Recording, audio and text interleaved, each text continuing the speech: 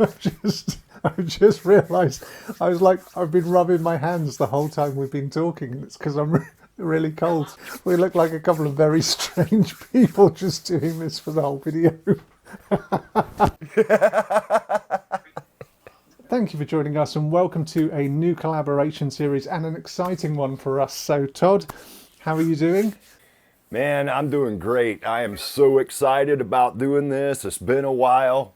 It has been a while, and I can't wait to do this either. So we both want to build a Les Paul. It's an iconic guitar. So before we get into the details of it, tell me why you want to build a Les Paul. Sound and looks, brother. You know, that's all I can say. I've wanted to build a Les Paul for quite some time, and I've yet to do that. So why do you want to build one? Exactly the same reason. It's the sound. I mean, it's an iconic sound, but I know that we both agree that it's a great looking guitar, right? Oh, absolutely. It's a fantastic looking guitar. It's a classic. Just like you said, it's an iconic guitar. So presumably you own one. I do not.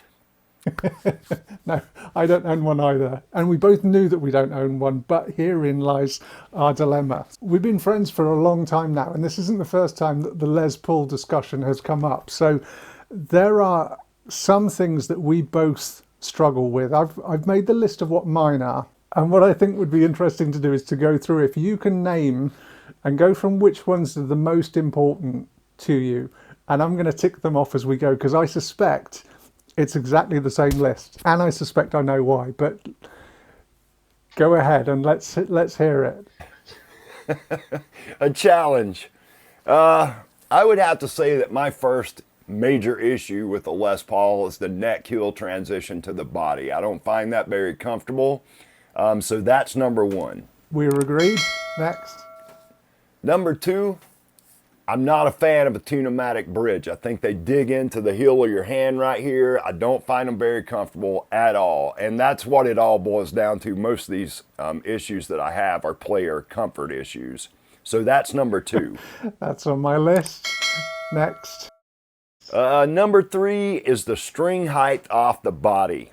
I think because a Les Paul has a break angle built into the neck pocket or the neck or both, that causes the strings to be a little higher off the body than what I'm used to, and it feels alien to me. I don't really like that.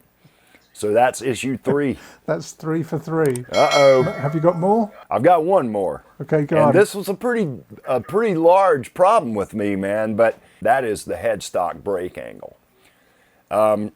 Most Les Pauls are done at 12, even some are at 15 degrees. And I think if you lay a Les Paul flat on a table, every single one I've ever seen rest on the tip of the headstock. Therein lies the issue with the infamous Les Paul headstock snap. That's why it happens, I think. So that's number four, and like I said, that's a pretty major issue for me. I totally agree. That's the same top four. I've got a couple of others, which are the position of the switch and the controls themselves. So I'd rather the switch was down here. The controls, I tend to like a single tone and volume, but that is a preference thing. Man, I feel exactly the same about the switch location. I've never understood the need for 4 controls. I get it why guys like that, but I don't personally. I like one volume, one tone. Yeah, and I think I know exactly why it is. And I'll be so interested to know if other people have exactly the same experience. But I think it's because we're Fender players. That's what we learnt on and stayed on for that formative part of our guitar playing lives. I think ultimately what it comes down to is we're wanting to build Les Pauls for Fender players. I think that's what it is, don't you? That is it. I think that's basically what we're saying. I think that our dream Les Paul is not the same Les Paul. So what are you going to actually make? I don't want to change too much about it, man. I mean, I want 2 humbuckers. I want a 24 3/4 inch scale. I want it to look exactly like a Les Paul from the front with a few sweet T upgrades. That's pretty much what I'm after. Classic, straight up 2 humbuckers. Yeah, that's what a Les Paul is to me. For me, it's the P90. I love the sound of the P90 Les. Actually, I love the sound of the P90 SG and the Les Paul. That's the way that I'm going to go definitely with this one. The sound demo for these is going to be really killer, man. I can't wait to build these things. I'm so excited about it. Man, I can't wait either. So it's time to talk about the bit where we're going to divide everybody. My goodness, are we going to divide people this time? I'm quite concerned about the choices that I've made now, but we need to talk about the wood. So why don't you go first and tell us what it is that you're going to use? Well, I've kind of come up with a theme for this guitar. And I do that all the time, color-wise anyway. We'll start off with the body wood. I'm going to use this hunk of black limber right here for the body. I don't think I've seen you do a black limber body yet, right? Is this the first one? Yes, the first one, yeah. And I was so fortunate to be able to get that piece of wood. I had some black limber in here from before that I ordered from Cook Woods out in Oregon, but they posted some that's got that beautiful black streaking down it. I love that. For the top. Here we go. Let's see it. This thing is unreal. I'm going to use this piece of buckeye burl right here. This is wicked. You know, I've yet to use a piece of buckeye burl, and I can't wait to do this. That top, it just looks like you've had a couple of bits of marble cut. It doesn't even look like wood. Do you know what I mean? It does. It looks like marble. And I am so excited to see what that does when I stain that top. So I'm going for kind of a in-your-face look on this thing. But I don't want it going too far over the top as far as getting tacky. I'm assuming then you're going to go fairly simple for the neck and the fretboard, or not? I'm going to go, well, I'll do a multi-laminate, but it's not anything crazy. I'm going to use, and I haven't decided between these two pieces of wood yet, but for the main part of my neck, I'm going to use this canary.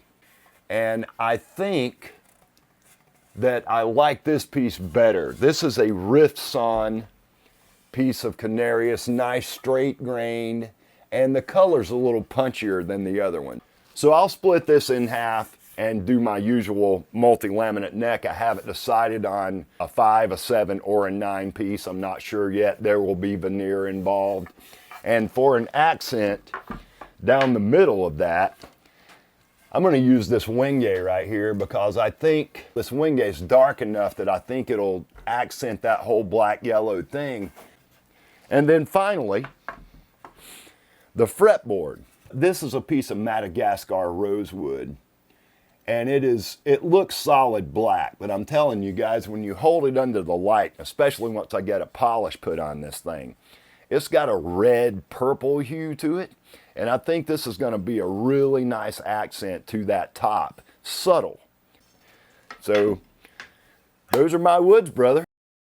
Well, those are some stunning choices, and my goodness, when I saw them I thought, okay, I need to go a completely different route.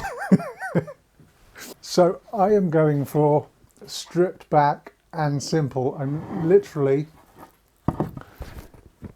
using a one single piece body, and it's going to be okame. So this is currently rough, it's not prepped at all, but that's the only thing I'm going to use. No top, straight okame, and a single piece kaya neck, which is actually, might not look like it here, but it's a perfect color match for it, so it's going to look super clean and simple. For the fretboard, I've got a Zero Cote fretboard, which is really on the light side for Zero Cote, whichever side I pick. It's beautiful. Yeah, it is beautiful. I love Zero Cote. So that's it? No, not quite. This is my new ingredient for 2024, wood binding. So this is curly maple, so I'm going to double bind the body, and I'm also going to bind the neck in curly maple, and I'm going to high gloss the whole thing, and it's going to have all chrome hardware, including chrome pickups. So that is the plan. The idea is that it's stripped back, ultra elegant, and it's the most simple version of what I can do in the most beautiful way. That's the idea. Did you say what hardware you were using? You're going black, right? I think chrome would work equally as well, but if I'm going to fill the inclusions on that burl top and then dye it yellow, I think punching that black, because it's going to be minimal anyway. The guitar is going to ultimately be bright yellow. And I think adding that black hardware is going to punch up and accent that black pearl inclusion fill that I do. I think it'll fit in really nice. I do. People are usually really kind about our builds, and they'll say, I like this about this and I like that about that. But I wonder whether this is the one where we will really split people and they will say, Matt, I much prefer that, or this is the way that I would absolutely have gone. I think this might be the build where we do that.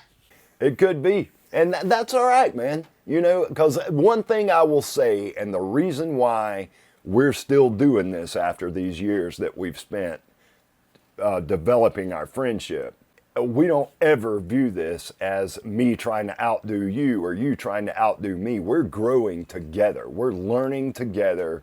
And that's what this is about. This is not a versus kind of thing. I have never looked at it that way. I know you don't either, and that's why we're still doing it together, you know?